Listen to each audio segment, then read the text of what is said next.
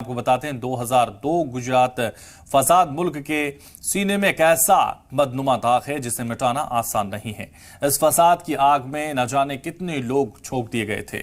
उनमें से एक नाम बिल्किस बानो का है। वो कहते हैं ना, जिस पर गुजरती है वही अपने दर्द का एहसास कर सकता है। इस तशद्दुद में बिल्किस बानो की इज्जतों नामूस लूटी गई और अहले खाना के कई अफराद को मौत के घाट उतार दिया गया था। घर को जलाकर खाक कर दिया गया था। यानी बिल्किस बानो की परेशानी पर बर्बादी की जो दास्तान लिख दी गई, कई साल बाद उनके मुजरिमों को उम्र कैद की सजा सुनाई गई। शायद इस फैसले ने बिल्किस को थोड़ी देर राहत की सांस पहुंचाई हो, लेकिन ये किया सजा पूरी होने से पहले ही तमाम मुजरिमीन को रियासती हुकूमत ने आज़ादी का परवाना थमा दिया। यानी उन सब की वक्त से पहले ही रिहाई हो गई। ये खबर बिल्किस बानो के लिए दर्द भरी तो थी ही, पूरा मुल्क भी इस अफसोसनाक खबर से करहा उठा और इस पर सितम ये हुआ कि तमाम मुजरिमीन की रिहाई पर मिठाइयां भी तकसीम हुई हैं। बहरहाल रियासती हुकूमत के इस फैसले के खिलाफ बिल्किस बानो ने सुप्रीम कोर्ट का दरवाजा खटखटाया और कोर्ट ने अर्जी पर समाअत के लिए हामी भी भर दी।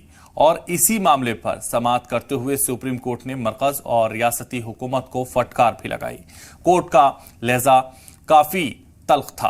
कोर्ट ने कहा कि आज ये बिल्किस बानो का मामला है, कल ये भी आपका भी मामला हो सकता है। आपको बता दें कि 15 अगस्त 2022 को गुजरात सरकार ने मुजरिमीन को रिहा कर दिया और अब देखना यह है कि कोर्ट की 2 मई को अगली समाअत में क्या निकलकर सामने आता है। तो इंसाफ का तकाजा लगातार जिस तरह से बिल्किस बानो की जिंदगी में परेशानियां पैदा हुई, उसके बाद अब इस पूरे मामले में एक अगली समाअत होगी, उसमें निकलकर क्या आता है देखना होगा।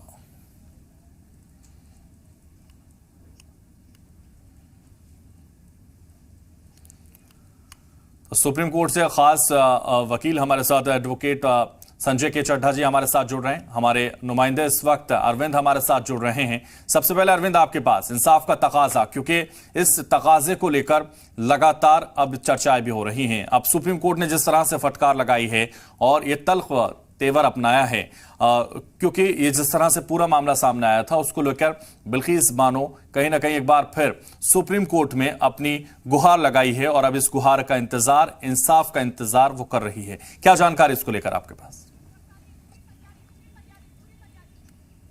देखिए हैदर, आज ये मामला जस्टिस के एम जोसेफ और जस्टिस बीवी नागरत्ना की बेंच के सामने लगा था और सुप्रीम कोर्ट ने कई अहम सवाल खड़े किए हैं। सवाल कोर्ट ने ये भी पूछा है कि आखिर अगर सब कुछ कानून के मुताबिक हुआ है, अगर कानून के मुताबिक बिल्किस के दोषियों की रिहाई हुई है, तो फिर सरकार को फाइल दिखाने में हर्ज क्या है।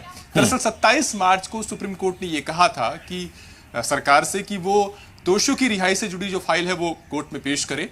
आज additional solicitor general SV Raju की तरफ से कहा गया कि केंद्र और गुजरात सरकार दोनों को सुप्रीम कोर्ट के इस आदेश पर ऐतराज है और उन्होंने प्रिविलेज का हवाला देते हुए कहा कि वो नहीं चाहते कि फाइल कोर्ट में पेश करें। और यह भी कहा गया उनकी तरफ से कि सरकार इस फैसले को वापस लेने के लिए, इस आदेश को वापस लेने के लिए पुनर्विचार अर्जी दायर करने पर भी विचार कर रही है। लेकिन कोर्ट ने इस पर सवाल उठाया कि अगर सब कुछ कानून के मुताबिक हुआ है तो फिर फाइल दिखाने में ऐतराज क्या है। कोर्ट ने यहां तक कहा कि अगर आप इस आदेश को चुनौती नहीं देते, यानी आप रिव्यू पिटीशन दायर नहीं करते हैं, तो ऐसी सूरत में आप इस अदालत के आदेश को मानने के लिए बाध्य हैं, आपको फाइल दिखाना ही होगा। और अगर आप ऐसा नहीं करते हैं तो आपके खिलाफ कोर्ट की अवमानना की कार्रवाई भी झेलनी आपको पड़ सकती है। तो ये कोर्ट का एक सवाल था कि आखिर फाइल दिखाने में दिक्कत क्या है। दूसरा ये कि जो दोषियों की रिहाई का, समय से पहले रिहाई का जो फैसला लिया है गुजरात सरकार ने, उस पर भी सुप्रीम कोर्ट ने कई सवाल खड़े किए हैं।